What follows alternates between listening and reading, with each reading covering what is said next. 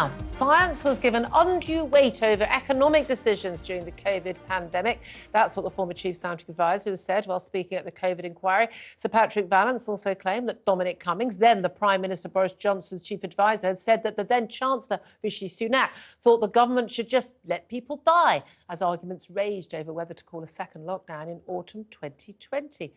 Well, joining me now to discuss this is Conservative MP Sir Christopher Chope. Good morning to you, Sir Christopher. Thank you for joining us. You were one of the great heroes of that period, where speaking out about this issue when so many other MPs were going, well, I'm having a nice lockdown in my home with my garden, so I'm OK. Seems to be what a lot of the British media thought as well. I want to play you a few clips before we get into this of what was said yesterday, bearing in mind right now, Professor Sir Chris Whitty is currently actually giving his evidence today as well. But let's have a little watch and listen of Sir Patrick Vallance talking about how Boris Johnson struggled with scientific facts. Well, I think I'm right in saying that the Prime Minister at the time gave up science when he was 15. And I think he'd be the first to admit it wasn't his forte, and that he did struggle with some of the concepts, and we did need to repeat them often.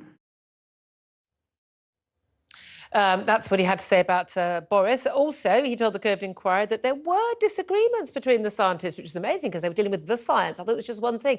But Sir Chris Whitty and Sir Patrick Vallance did disagree over how quickly to bring in COVID lockdowns back in March 2020. Let's have a watch and listen of that. Sometimes I would want to push and he might not, and sometimes he was right, and sometimes I think we should have gone earlier. This was an occasion when I think it's clear that we should have gone earlier. And finally, let's watch and listen to a clip of Sir Patrick Vallance telling the Inquirer that it was likely, he thought, that Rishi Sunak's Eat Out to Help Out scheme in August 2020 would have affected the rate of COVID transmission. Up until that point, the message had been very clear, which is interaction between different households and people that you weren't living with in an enclosed environment with many others was a high-risk activity. That policy completely reversed it to saying, we will pay you to go into an environment with people from other households and mix in an indoor environment for periods extended over a couple of hours or more. And that is a completely opposite public health message as a result of that. Now, it's quite likely that had an effect on transmission. In fact, it's very difficult to see how it wouldn't have had an effect on transmission. It was absolutely fascinating to watch that and listen to that, isn't it, Sir Christopher Chope? When, I mean, actually, certainly on the final issue, when it comes to Eat Out and Help Out, the data is very clear. Eat Out to Help Out had no effect on transmission or hospital admissions or any of the sort. But apparently we don't do facts at this COVID inquiry. Well, it's an extraordinary, almost like a parallel universe, listening to these people. And the first point that you quoted from about the bamboozling, of course, it was, as I recall, it was Patrick Vallance who put up misleading graphs at a press conference, which were then the subject of criticism by the National Statistics Authority. So it was he who was trying to bamboozle the public by scaremongering that the consequences of particular actions were going to be much more dire in terms of deaths than was actually the fact. Yeah, and indeed we know, don't we, from the autumn 2020 demands for lockdowns ended up being called on October the 31st. I remember that month very vividly, November 2020. Schools were still going in, thank goodness, but everything else, the hospitality was all locked down and lots of people working from home. Is that, again, the graphs that were used to scare us all into that, I mean, turned out to be absolute nonsense. They had already been proven to be untrue before they were actually released to the public. And again, we had the same demands for lockdown in December 2021. Only reason we didn't get one was because Boris had been exposed for the Partygate outrage in number 10 during the 2020-2021, so was under pressure not to. Basically, he was going to face mass calls for him to go by his MPs unless he actually agreed not to lock down. But all those same clever scientific advisors who understood all the science and weren't bamboozled by it, they all said we'd see a massive spike in cases, people would die, it was the wrong decision. What a surprise. We didn't, and it wasn't. And yet they are still sticking to everything they have told us. Yeah, I didn't follow all yesterday's evidence, but I hope that Patrick Vallance was cross-examined on the issue of the misleading graphs. No. If he wasn't, then that really fits into the narrative that this is an inquiry which has already made up its mind. Oh, absolutely. And even we had the Baroness Hallett, the COVID inquiry chair, basically at one point sort of laughing about, oh, yes, I struggled to read some of the data too. Well, then why the hell are you the chair of an inquiry into something that is data-driven?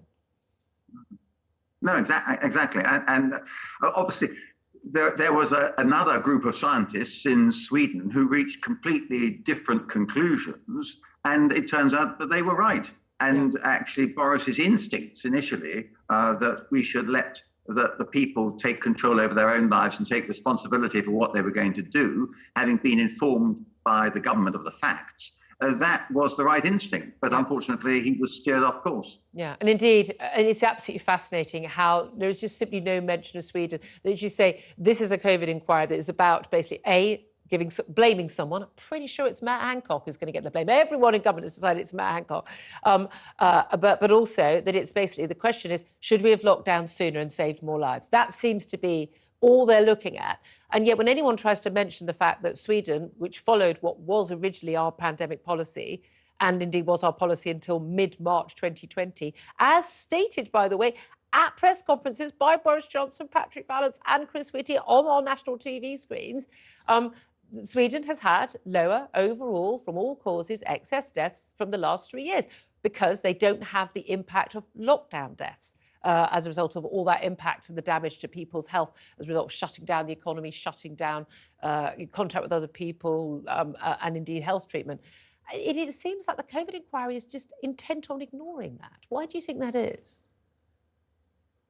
Because I think it's a group of establishment people defending the establishment and trying to delay any public decisions and the public view on this, because it's easy for the government to say, well, this is being discussed at the COVID inquiry.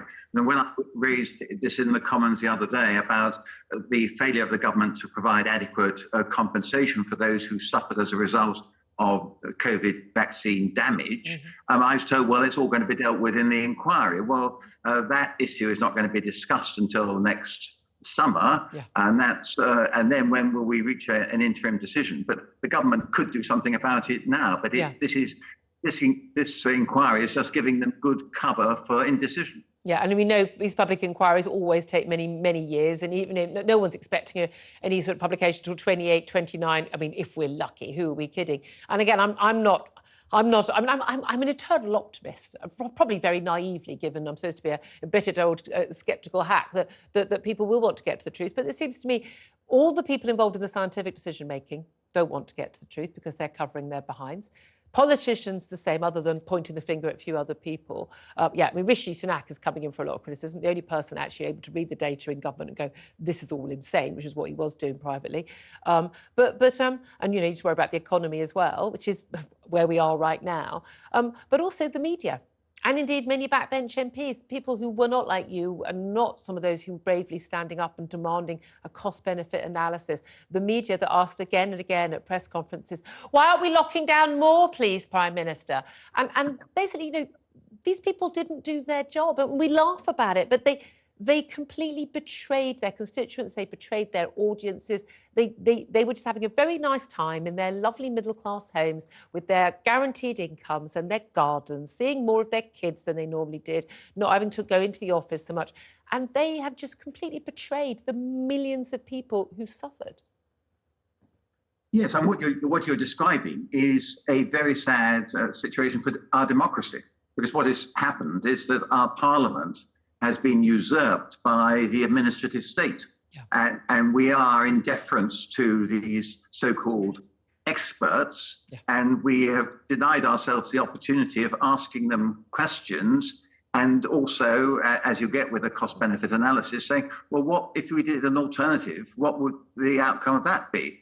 And it's the failure of Parliament to have got to grips with this, which I think is one of the things which we should never allow to happen again. And if Parliament is bypassed, then you get the consequences which you've just seen. Yeah, well, not just Parliament bypassed, but again, public scrutiny bypassed, really, because people were just, shamed for speaking out, but also cabinet scrutiny pretty much bypassed. And that's the thing. And the worry is, you say, people say, oh, it's all in the past, move on, stop banging on about it. But we're constantly having warnings from the World Health Organization of yet another possible pandemic, and the World Health Organization wants to take over all the decision-making from national governments. Our government seems to be supinely saying, oh, OK. I mean, this is extraordinarily dangerous. And a lot of these decisions, that we're told they're about science, they're not. They're about people's individual choices and people's moral and political views as well. So, you know, someone might, for instance, say, I don't want to, if they've got cancer, I don't want to spend the last 6 months of my life undergoing harrowing treatment where I can't enjoy being with my family. I may lose 2 months off my life, but I would rather spend it with my family in peace, enjoying myself. That isn't a decision a scientist or a doctor can make for somebody. And when you have, 80, my parents were in their late 70s, one of them quite happy to, be in lockdown. The other, a former doctor saying, life isn't worth living like this. I'm going to carry on living my life. People should be allowed to make their personal choices. Well, absolutely. And the role of the WHO in this and the way that they suddenly changed their views about lockdown under Chinese influence should be ringing alarm bells, as should the failure of the government to initiate a debate in the House of Commons about this new pandemic treaty, which is going to be amended effectively from the end of this month, beginning of December. There's been a petition with over 100,000 signatures, and yet the Petitions Committee in the House of Commons says it hasn't yet received the correct paperwork to enable a debate to be initiated. Well, I don't buy into that, I'm afraid. But I mean, this shows the problem we're up against, I'm afraid. It really does. Thank you very much. Really appreciate everything you've done on this, speaking out on this. So Christopher Chope, Conservative MP.